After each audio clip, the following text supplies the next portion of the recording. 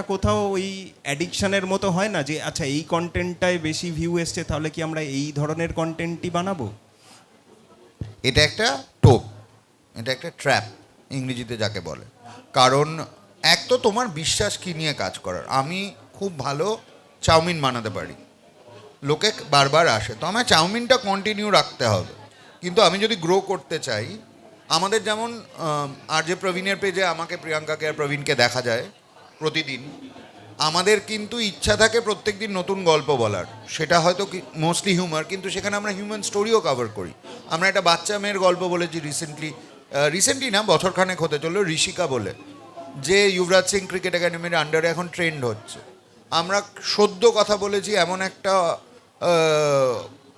Food কোর্টের, যেটা শুধু মেয়েরা চালান।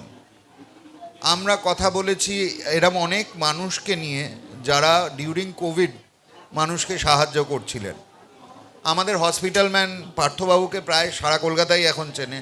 আমরা পার্থবাবুর সাথেও ইন্টারাক্ট করেছি। এইবার মানুষ বাই ডিফল্ট মজা পেতে ভালোবাসে, হাসতে ভালোবাসে, সেটার মাত্রাটা বেশি থাকে আমাদের। এবার তুমি নাম্বার দেখে তো আর আমরা বলা আচ্ছা ওইটা 1 মিলিয়ন গেল বলে এটাকেও ওরমই বানালে, তাহলে তো রিপিটেশন হয়ে যাবে। There is a spirit in the content. ওনাদের যেমন কন্টেন্টগুলো মোস্টলি রিসার্চ বেস, কিন্তু প্রত্যেকটা কন্টেন্ট আলাদা।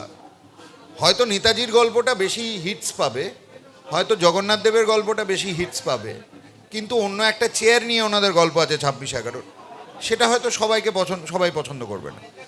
কন্টেন্টের ওপরেও কিছু কিছু সময় নাম্বারস ডিফেন্ড করে। আজকে একটা শাহরুখ খানকে নিয়ে করা কন্টেন্ট অনেক বেশি আইবলস ক্যাচ করবে, রাদার দেন পাড়ার যে ছেলেটি প্রথমবার আইপিএস পেল।